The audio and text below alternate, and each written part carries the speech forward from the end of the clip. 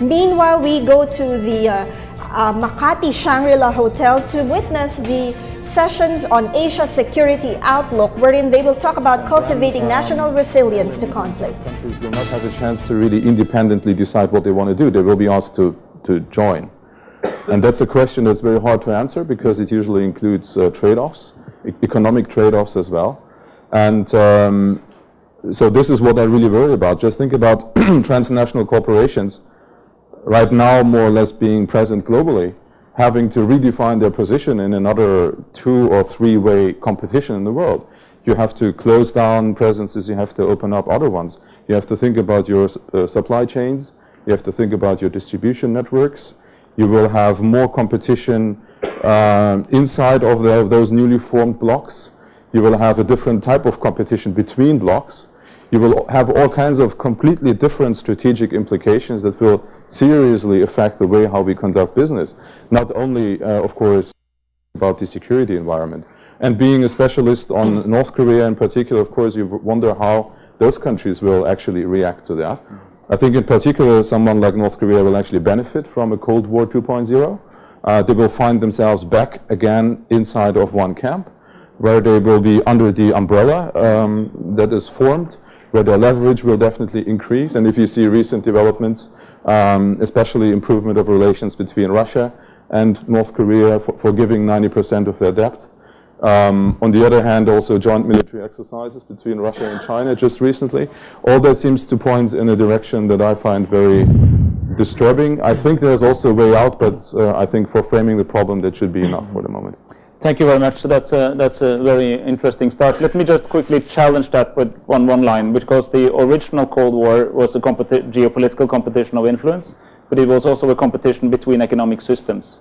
Do we see this second today as well, or is there a difference because actually Russia and China both have embraced capitalism in a sense?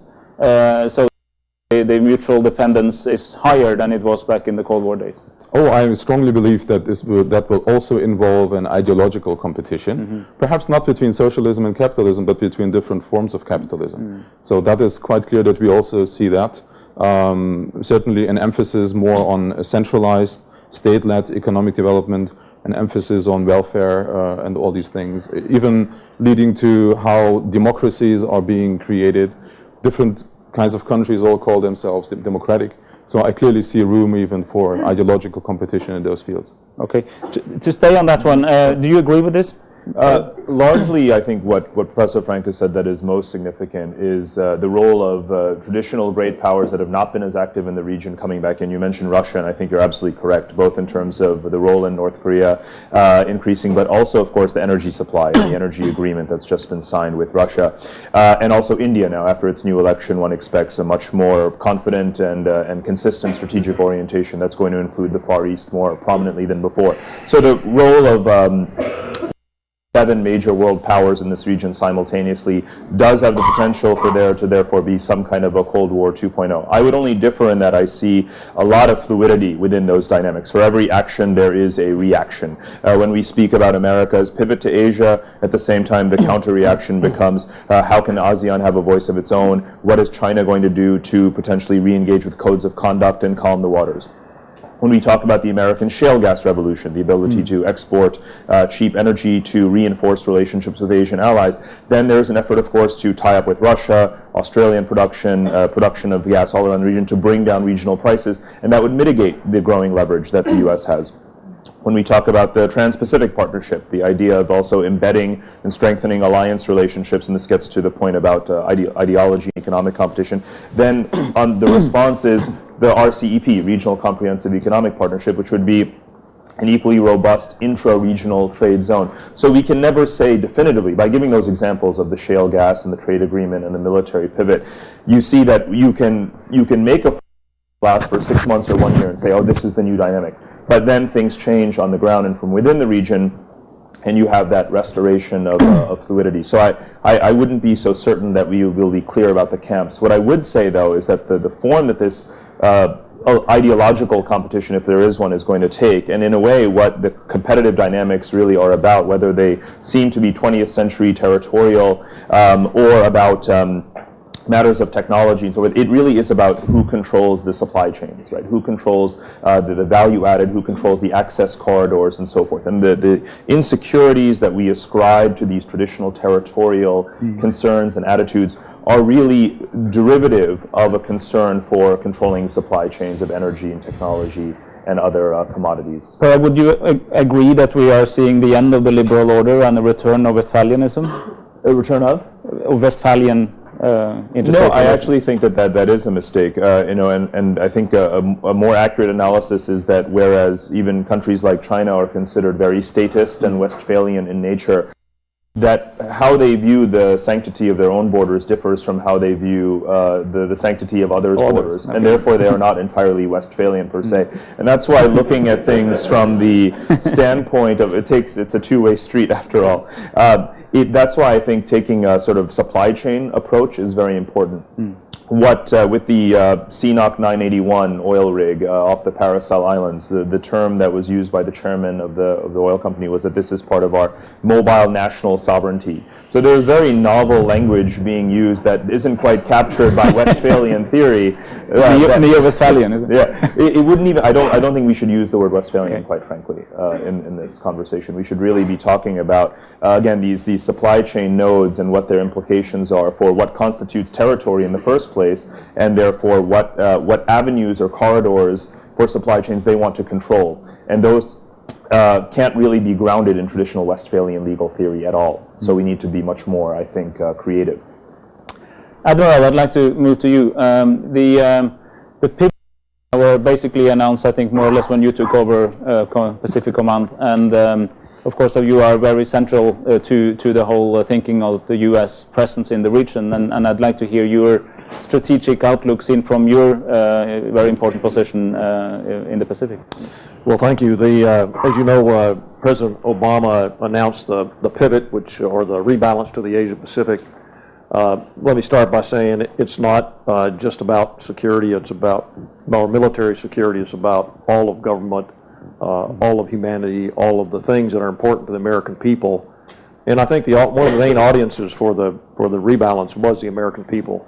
Was to once again reassure to them that we're a Pacific nation, that our interests for this century and beyond will lie here in the Pacific, and that we have historic alliances, growing partnerships.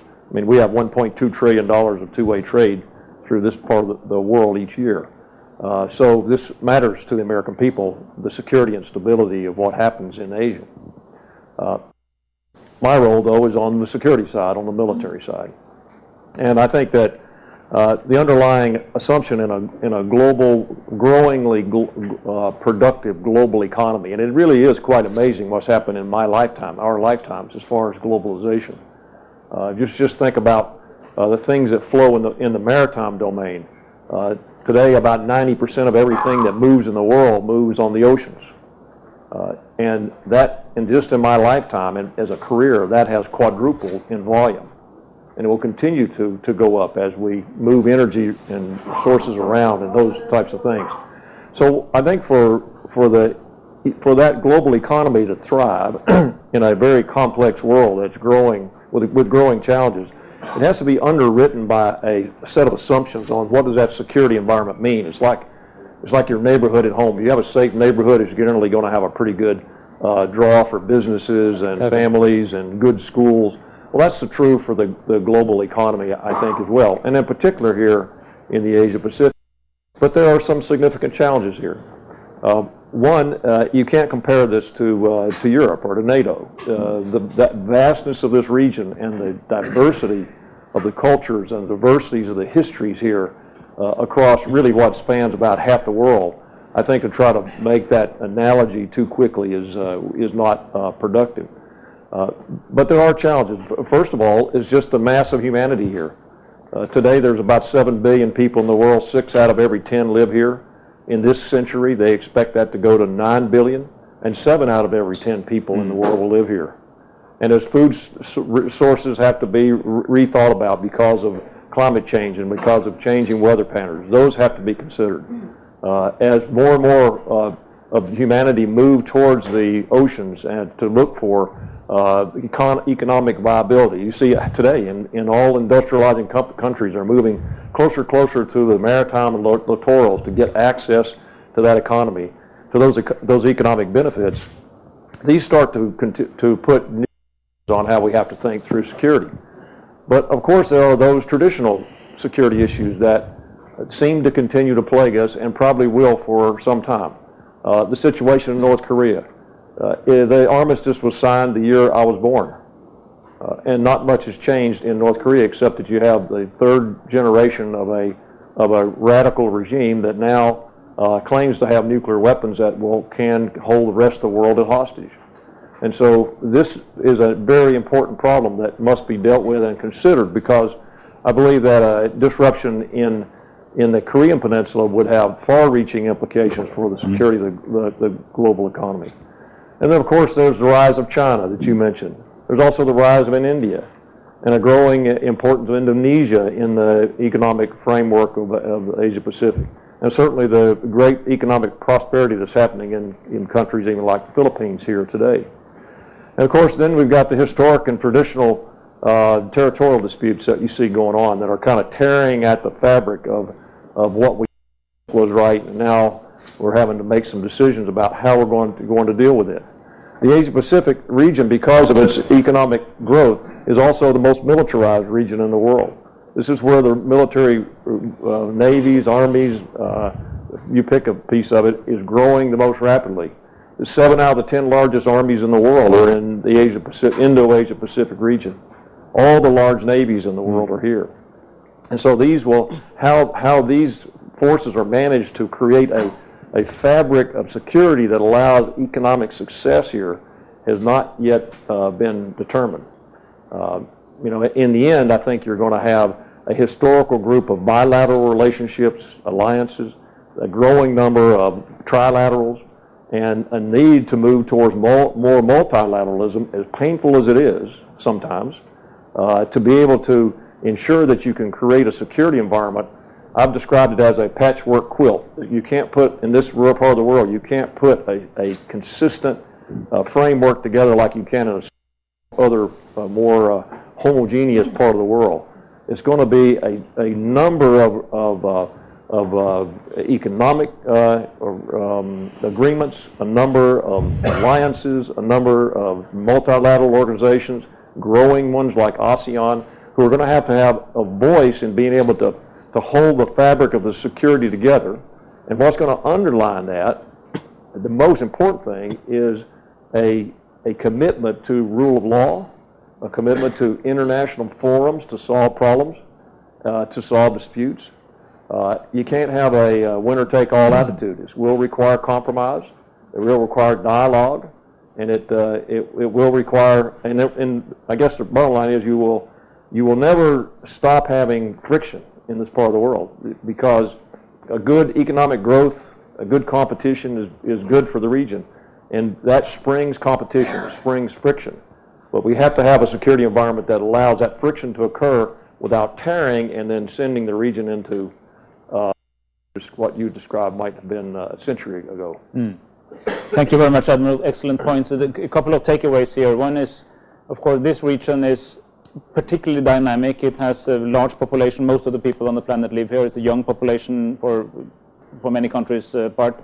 It has tremendous potential, but also the challenge that this potential will be undermined by security competition. The second takeaway, I think, is your reminder of the role of oceans for commerce and for commerce and trade, for contact between people. And I would say, historically speaking, the role of navies has been more about protecting the sort of free lanes of shipping in order to promote commerce than actually sea battles with other countries. So this is a continued relevance of the job that you and your colleagues are doing. And I think also another takeaway so far in the discussion is that while a more sort of European-centric or European North American-centric outlook on security for the last 20 years have been the assumption that we would go from classical competition between states to so-called new and threats. I think this theater, this region, shows that there is a continued relevance of the classical security challenges where big states compete with each other, and that's probably more a dominant theme in the 21st century than we might have thought when we were in the midst of Afghanistan and Iraq and so on. Plus, you're adding domains that are becoming more and more critical. So, in this case of cyber, I mean, who would have thought 30 years ago that the cyber world would be so critical to the day-to-day operation of the global economy, including this part of the world? But yet, it's one of the most ungoverned spaces we have, and it's at risk. And that puts risk on economic development. So we have to have that dialogue, not just about oceans and airspace and land masses, but we have to have that dialogue about how do we operate in cyberspace and then extrapolate that into space. This is one of the dialogues that the World Economic Forum is trying to drive for precisely those reasons. This is basically now sort of a quick tour of the security landscape, but let's now move towards the solutions part. What can we do about it? How can we move ahead? And I'd like to start by inviting Secretary General Ibatani, Trilateral Cooperation Secretariat. What is your perspective, focusing on what to do? Well, actually, Admiral put me in a rather difficult position because I was going to propose to follow the example of Europe. In this region, as Admiral just said, because of the diversified culture and so forth, we are trying to refrain from forcing Asian countries to accept one set of norm, legal institution, and try to be inclusive. And based on that assumption, there have been a lot of discussions have taken place as to security issues, military issues also. My feeling is that it is about time that we should to establish a certain solid, legally based institutional framework to talk about all these political military issues. And when we look at a European example, European Union is also, was of course much advanced than us. Maybe we can take the example of OSCE. As I was posted in Vienna before I came to Seoul, I observed how they function in order to create trust among the member countries. They can meet as often as they want, almost every day, to talk about these issues. So this kind of dialogue forum should be established in this region. And well, I think this will be the extension of ASEAN Regional Forum. They have been working on this issue for the past 20 years or so. And this work should be expertized, and in order to do that, they need a more solid institution so that they can meet more frequently. So that is my idea, and I belong to Trilateral Cooperation Secretariat. And eventual goal of Trilateral Cooperation is to establish the East Asian Community. It is stipulated in the Vision 2020 of the Trilateral Cooperation. And definitely in this East Asian Community, there should be security issues handled in this organization. And so we have to start preparation now. Thank you very much. And you would your final is an East Asian security and economic political community, but you also suggest that you would build that on the ASEAN Regional Forum. Yes. If I get it right. Yes. When you make as a European, when you make the reference to the OSCE, I confirm that we can meet frequently, but it's still work in progress, as Ukraine has showed us. We're not really done with establishing trust in Europe, and actually, I think the last years have led to a reduction in strategic trust between main players in Europe rather than the increase. So even if you have institutions, you may have problems. So just Yes, want to point out yes. that. Yeah, I recognize this difficulty. Even in European Union, this political military side is still to be developed. They are now formulating this common security policy, but it does not cover everything, right? It's just part of it. And I think it's fair for, if you want, to follow up on the historic analogy, the European Union would probably not have happened if it wasn't for the U.S. security guarantee to Western Europe. So although the EU as an economic political cooperation, it was under the umbrella of the U.S. nuclear and security guarantee. And of course, that's difficult to see that you will have kind of one driving force behind the unification of, kind of a broader political agreement between Japan and China as things stand today. Question?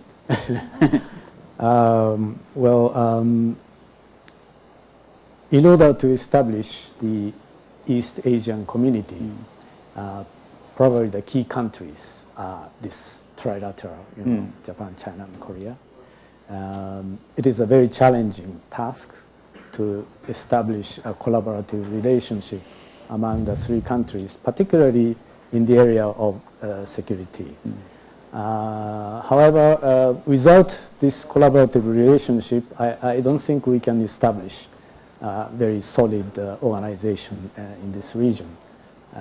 So it will take time, but we should make efforts. Challenging, but even more necessary.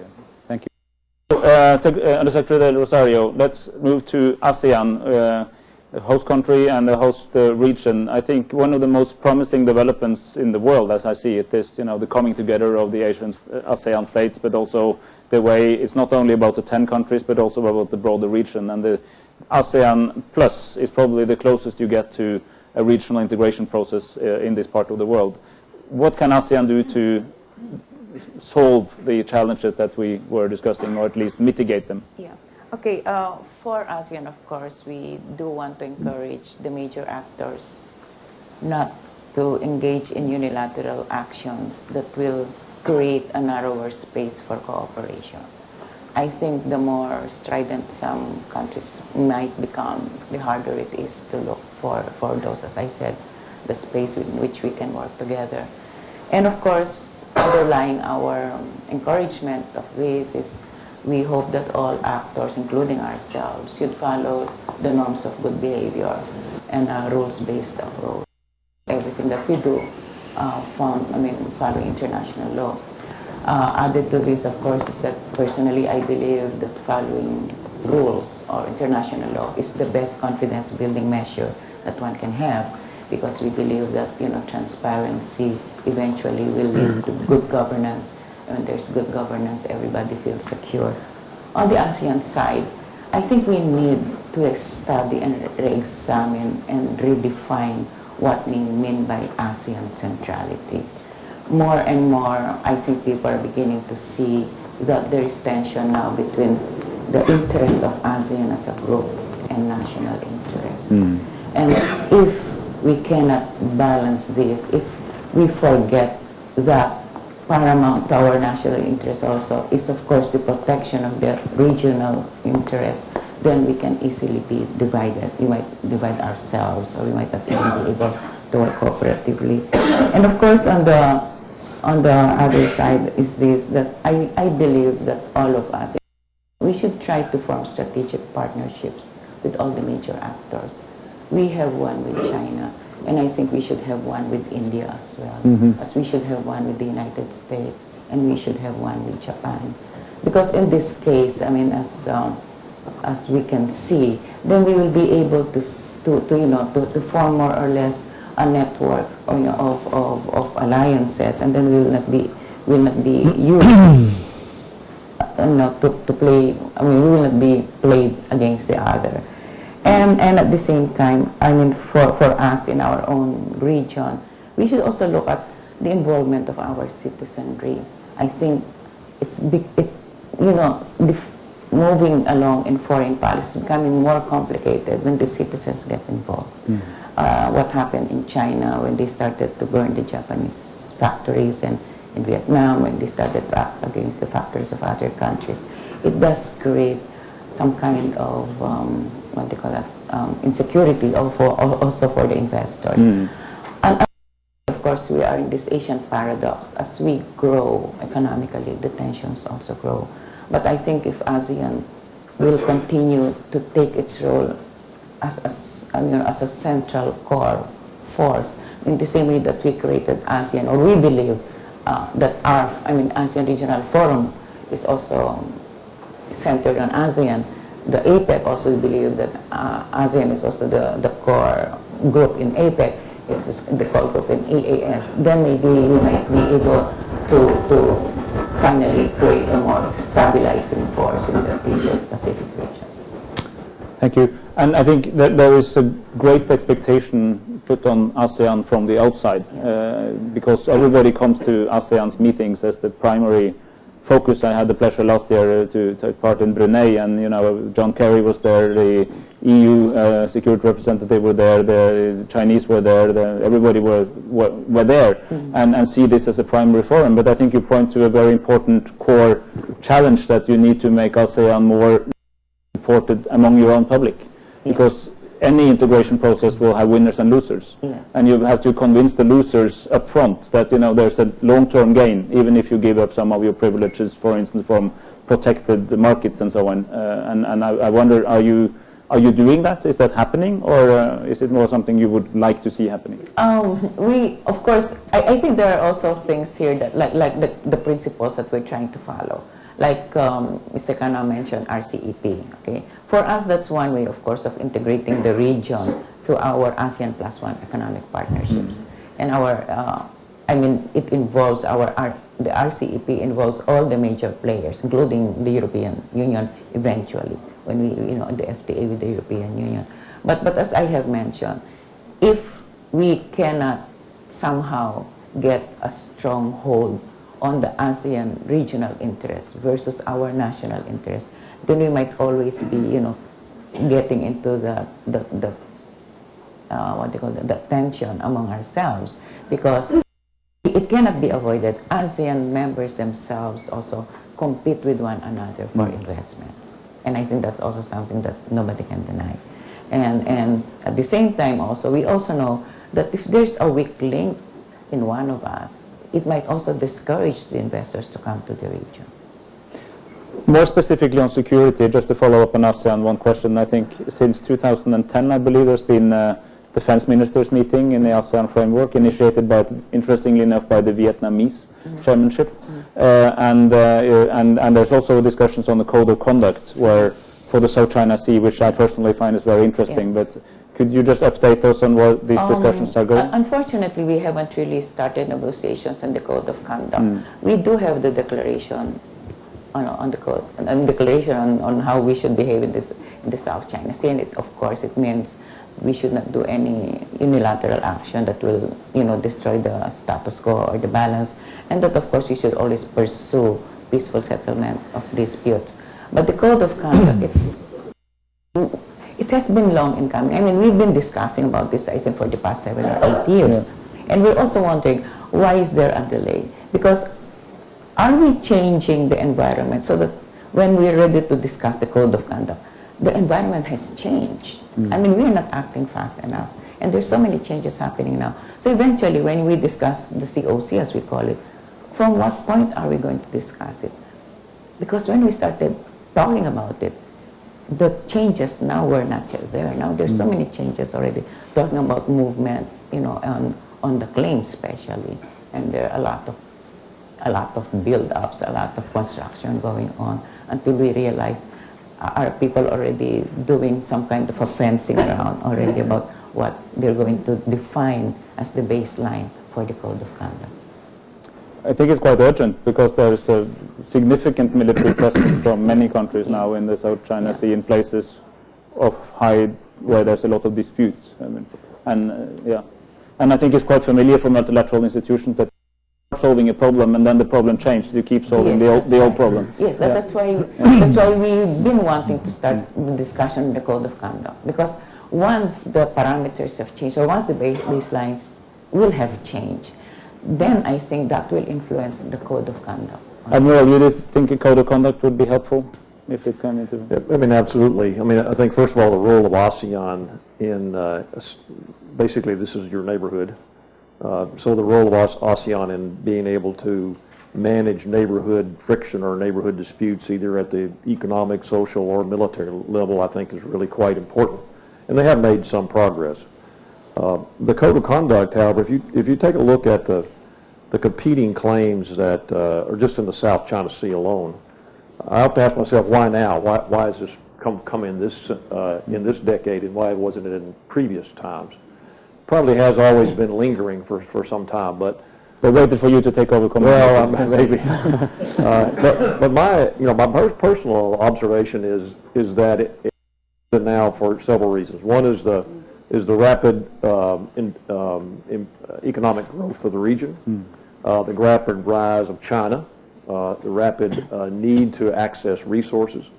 And then in the 80s, the UN Law of the Sea Convention and other mechanisms laid out how you then describe your economic zones and who would own what fish and who would control what seabed resources. And so once that happened, then there was a desire for independent nations to start defining what their access and what their economic zones look like. So when you lay all these together, it's very complicated. I mean, the chart of who owns what in the South China Sea, very, very complicated. And then you add what I believe is a rather ambiguous perspective from China of the 9-dash line that has been challenged. Over the top of it, this just makes it hard. So over time, as things change, to deal with a hard problem, you have to baseline somewhere. And the U.S. position has been that we need to baseline it, that we need to maintain status quo, which was in the DOC, and not to move forward from that until there's been a legal ability to look at this. And it's happening between other parts of the world where these are being, the tribunals are making decisions and are being abided by.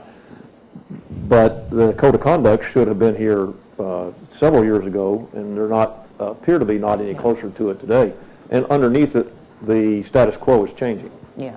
Could such kind of a liberal order type of regime of behavior, like a code of conduct, could actually that trump the state interests, and would it be successful given the landscape you described? It wouldn't be enough, and I think the code of conduct, I think the Admiral is absolutely correct. You needed to have the code of conduct prior, and there have been conversations about such codes of conduct actually since the 1990s Spratly Island disputes, which were sort of a precursor to what's happening today, but now in retrospect a lot smaller. I worry a lot about conversation in which we are focused so much on institutions, but without the strategic maturity to back them. You have layers and layers already. If you look at an institutional map of Asia, it does resemble the European Union already.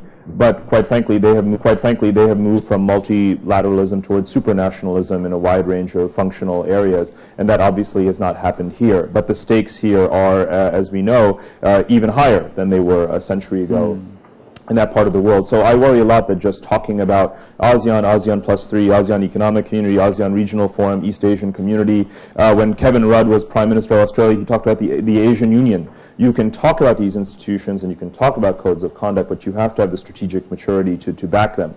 And I'm worried that given the fact that there are daily flashpoints in this region, you needed to have the code of conduct yesterday. You need to have proactive, resource sharing kinds of agreements in place already, or be executing and practicing them now rather than waiting for dialogue to emerge. And what disappoints me about this lack of strategic maturity is that there are examples going back a century in how to deal with these kinds of disputes. Your country, Norway, had a dispute with Russia over Svalbard Island in the Arctic Sea towards the end of World War I, and you had a solution in terms of demilitarizing the island and allowing any commercial entity to exploit those resources.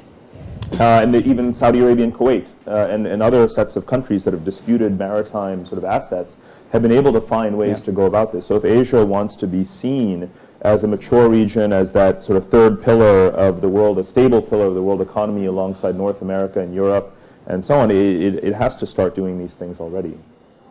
And how do we get there?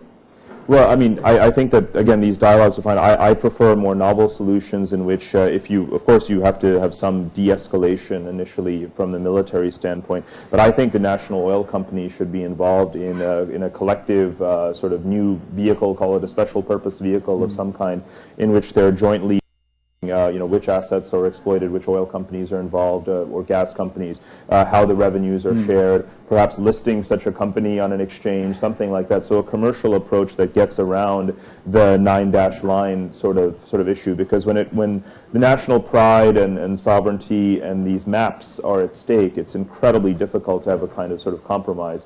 But if you take a shared commercial approach in which everyone starts to enjoy the benefits in the short term, based on the need for, the demand for. The Admiral is right. We didn't have these disputes decades ago because the economies weren't growing as much. There wasn't the need to harness those raw materials as urgently as now. Well, if it is urgent, then in fact now is the time to collaborate on that and bring, of course, the best technology to the scene, the best management, and so that everyone can benefit from it. And I think what you just said is also an important call for the audience here, because there are a lot of business people in the audience, and I think as a general rule, business people don't like conflicts; they want cooperation. Absolutely. It's much better for business and it's good for the people. Yeah. So I think to take some responsibility, actually demanding solutions is part of your recommendation here.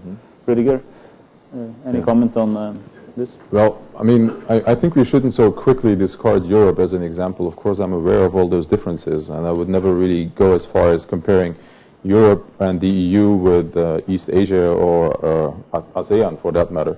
But I do believe that we have achieved a few things in Europe and that we can even take some historical lessons. Just think about it. I heard a lot about the reasons for, economic reasons for cooperation in Europe. But let's not forget that European integration started as a security alliance, especially mitigating that conflict between Germany and France that has created so many problems in European security for, I would say, centuries. And this is now over. And for East Asia, I would, for example, think about South Korea, Japan. Another complicated bilateral relationship between countries that should be cooperating. And they are, but they could do much better. And this would be a nucleus around which something else could emerge. And I've always seen that possibility of course, cooperation with ASEAN. What I like about ASEAN and the EU, and I think this is why, despite all difficulties, that's why they exist in the first place, they have been so successful, is that they do not include one power that is too strong. And even, if you look at the sequencing of European integration, the EU as such, including the euro and all those things, came into being after German unification, clearly with the strategic goal of taming that potential re-emerging giant of Germany, and it worked. Of course it worked because Germany wanted to cooperate, and it worked because Germany is not a country of 1 billion people or 200 million, it's just 80 million. So that kind of works in Europe. I don't think we could form a stable regional integration body in East Asia that would include either the US or China. I think you mentioned the word strategic partnership. I think this is what we should be looking for. Forming an organization of small and medium-sized states that then, as an organization, as an alliance, as however you call it, develop a stable, peaceful, cooperative partnership with those powers. Thank you. I will open up in a second for the floor because there are a lot of people who like to ask questions. But just before we do that, Mr. Iwatani, since as a Japanese living in Seoul, and given your job, you probably have some views on Korean-Japanese relations as well. It's too difficult for me to talk about. As to this code of conduct, that reminds me of the effort made when they established OSCE. They adopted Stockholm final documents, final act.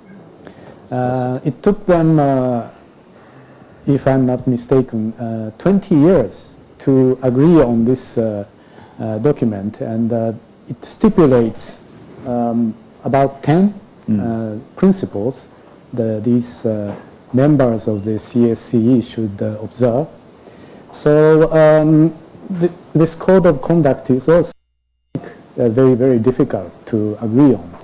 But instead of just focusing on this South China Sea, we should look at the bigger picture and maybe more countries can join and talk about these basic principles, code of conduct. In this region, countries only talk about international law.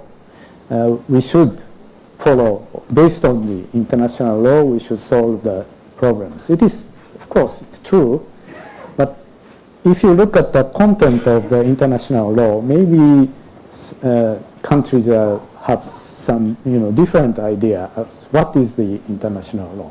So we should have more principles which is more concrete than just international law. Thank you. So we've set the scene, a challenging security situation, but also a number of attempts to deal with it, embryonic, but still moving. So we open up for questions from the floor, and any question is welcome, but short, crisp, provocative, and challenging questions are particularly welcome. So who has a provocative question, please? And please introduce yourself. I'm Amina Rasul from the Philippine Center for Islam and Democracy, and for once, I'm glad that there's another global security issue that takes attention away from Muslims. So, but what I wanted to say, I've been in government most of my life, so I understand that when groups like this gather, they look at the policy formulation. But you forget that when people are embroiled. Yesterday we were watching the television, and it showed, for instance, the harvesting of giant clams, the rioting that's going on in Vietnam.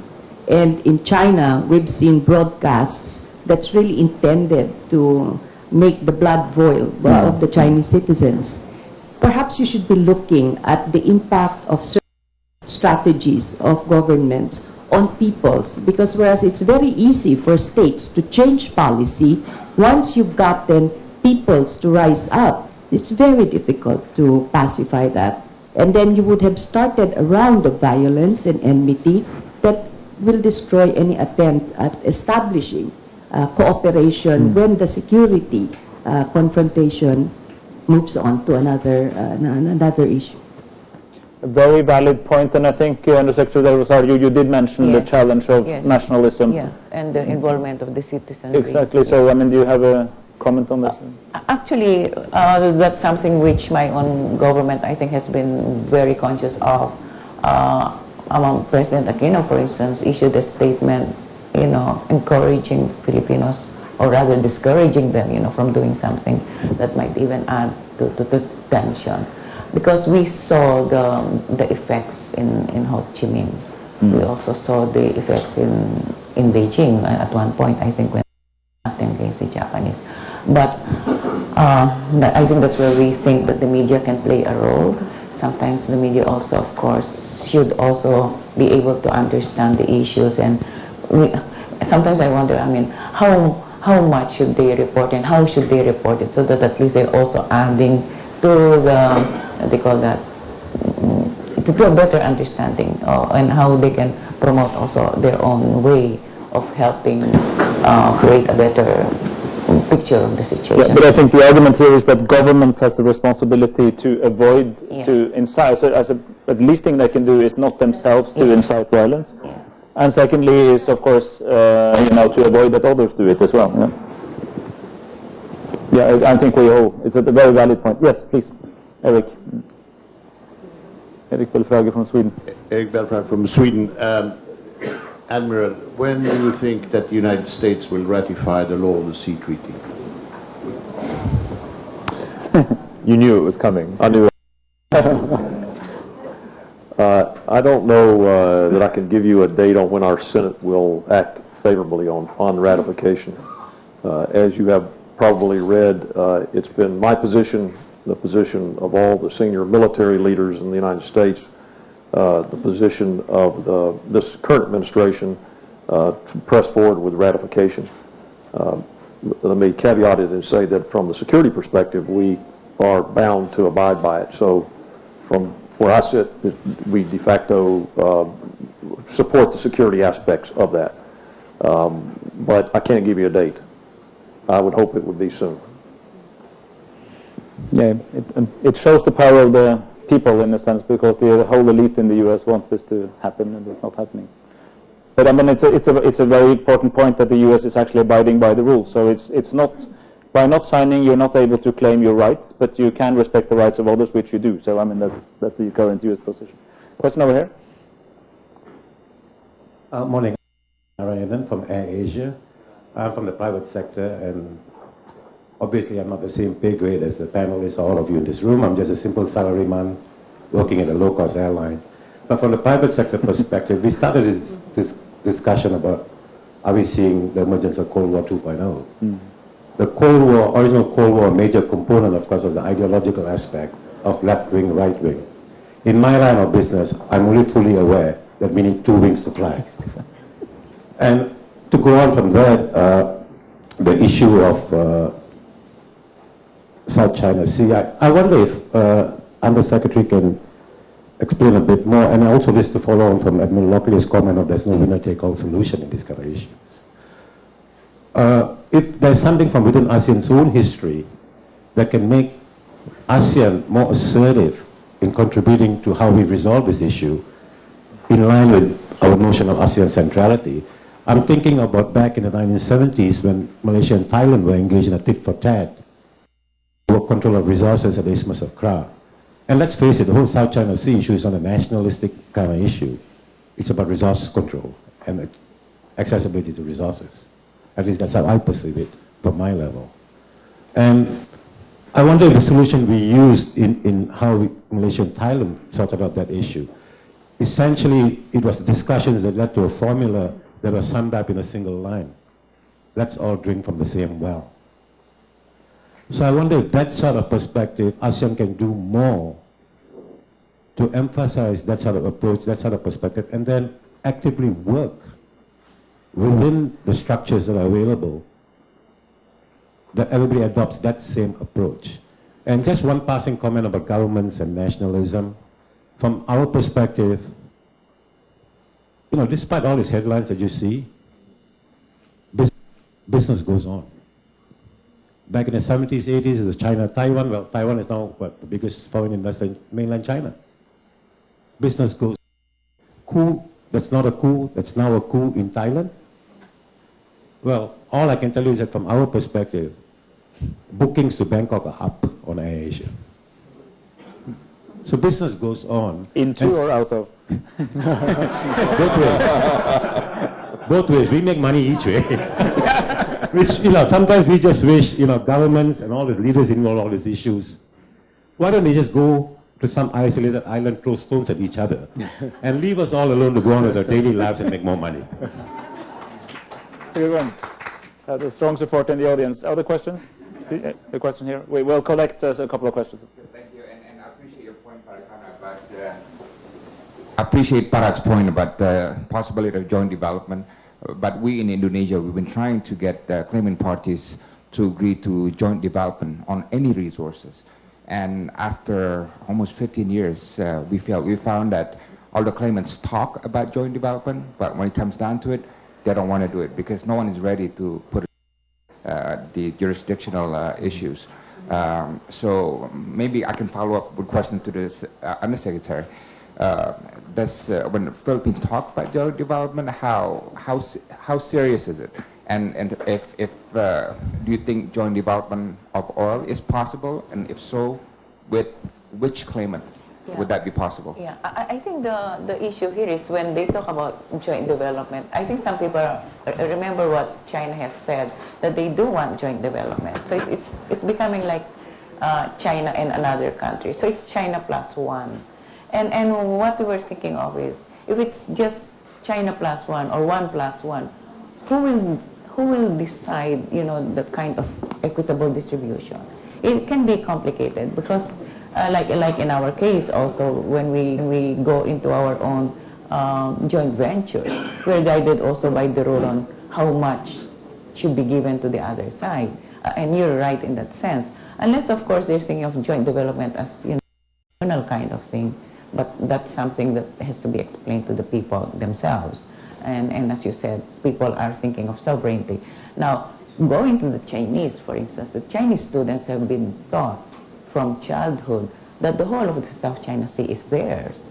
So, I mean, for them, it's a harder thing. They also have to deal with their own domestic problems. They have to deal with their own citizens. Now, for us, people ask us, why did you have to go to the arbitration court? It's not a matter of us going against China, but rather trying to gain some clarity on maritime entitlements of the claimants.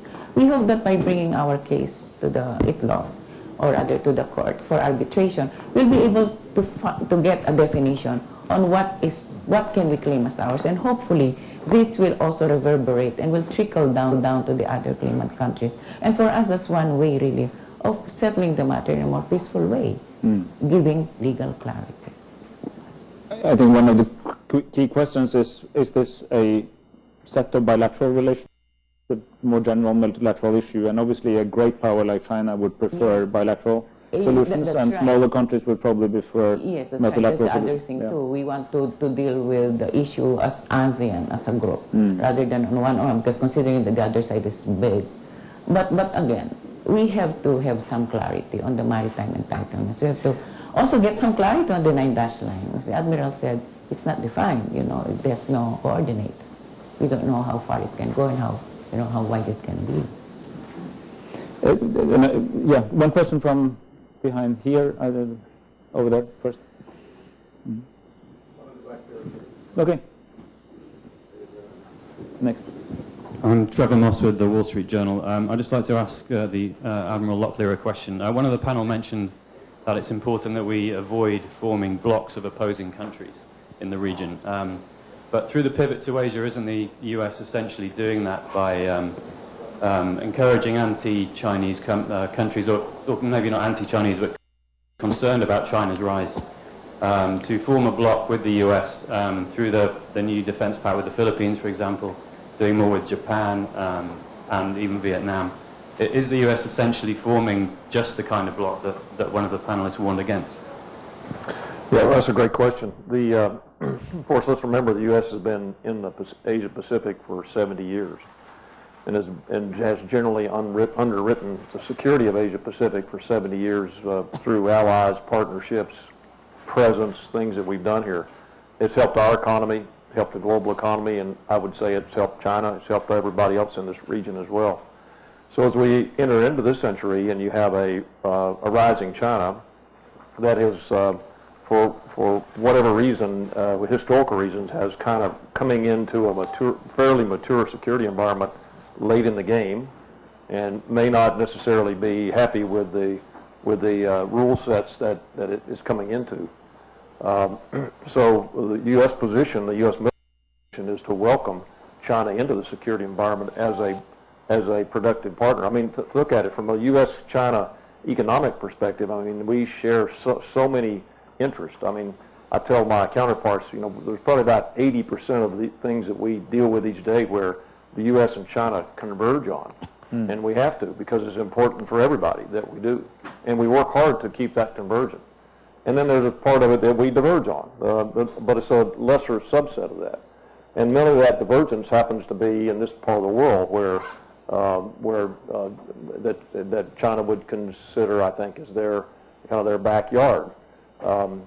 So I will say again that the U.S. position out here is not to contain China. Militarily, we welcome them in. We welcome more transparency. We welcome more exercises. We have Chinese, as of today, come into Rim of the Pacific exercises next month, historic, where they'll participate with 23 nations. So we're working these types of things. But in my opinion, the person that can contain China is China. And it's the decisions that China makes about what they do in their neighborhood here. And you can have your own opinion about whether that's happening or not. Before we go to the next question, I'll just quick comment on add to that. I think the Admiral's been very diplomatic in pointing out that I've had my own concerns about the original formulation of the pivot and the rebalancing. It was accused of being vague and thus susceptible to interpretations that go in the direction of Cold War 2.0. But I think he and other U.S. officials have been very, very clear about the fact that having a strategic presence in the region is A, not something new, and B, creating the conditions of strategic balance is an opportunity for Asian indigenous nations to develop their own institutions and stability, and the U.S. is there simply to support that and not to take sides. And I think day after day, week after week, American officials have been very, very clear about that. And that does bring us back to the sort of post or the early Cold War European history. If we want to draw lessons from NATO, even though it's a completely different sort of historical period and geography, but it's that the U.S. presence in the NATO alliance creates the conditions for something like the European Union to emerge, and that really is going to be up to to all of the players in the room. And I'm glad that you mentioned earlier not just the governmental, but also the corporate. I mean, to the gentleman from AirAsia, I think AirAsia has done as much or more for unity, culturally, commercially, and otherwise, in Asia than any ASEAN treaty has. Next question is here. Thank you. Good morning, Mabuhay. My name is Imtiaz Mukbul from Travel Impact Newswire in Bangkok. My question is for the Admiral. Can I just take you away from naval security to aviation security, Admiral, and ask you what the military, the U.S. military knows about what actually happened to MH370? A lot of people find it very difficult to believe that with all your satellites around you, nobody knows what happened. Well, I think they'll have to believe that it was a worldwide effort. We took, after the assessment of what happened in coordination with the Malaysians and then in partnership with the Australians, almost every country in the world came together to bring the most sophisticated capabilities that we had to bear to be able to determine what the circumstances might have been around what happened to around that tragedy. And I think it points out to the world that we're still a pretty large world. There's still some areas of the world, particularly our oceans, which are vast, many of them remain uncharted. And that when we do bring even our most sophisticated capabilities together, we're not always successful. It doesn't mean we won't find that airplane at some point in time. I believe the world will be committed to finding that airplane. It will happen at some point in time. And there'll be some resources continue to be dedicated to it. You've seen that play out in the media. But I watched this very carefully, and I can tell you, I think that just about everything that could have been done has been done, and we just haven't found it. Thank you. The floor is open. If anybody else has a question. Otherwise, I have one. We had yesterday one question on institutional development. Yesterday we had the Vice President of Myanmar and a big delegation. That's a country we're celebrating a very positive development towards democracy, a kind of a controlled transition into a much more open society. That's great news for the country, but also I think for ASEAN. But then just to learn that yesterday there was a military coup in Thailand. It's the second biggest economy of ASEAN. It's a quite significant, dramatic event. Some perspective on what that means to ASEAN integration, that you suddenly have a military coup in the midst of a democratic development? And I think I forgot to mention that in my initial discussion. I think we really have to strengthen the institutions in ASEAN. For instance, the democratic institutions. We say that we believe in democracy, the core values of freedom, market forces, and all that. And yet at the same time, there are forces within our own individual, countries that seem to shape those institutions. I think we do need to strengthen them, not just the government institutions, but even the civil society, NGOs, and even maybe the strategic thinkers. And that was the symposium on the Asia Security Outlook. Meanwhile, we shall go to Malacanang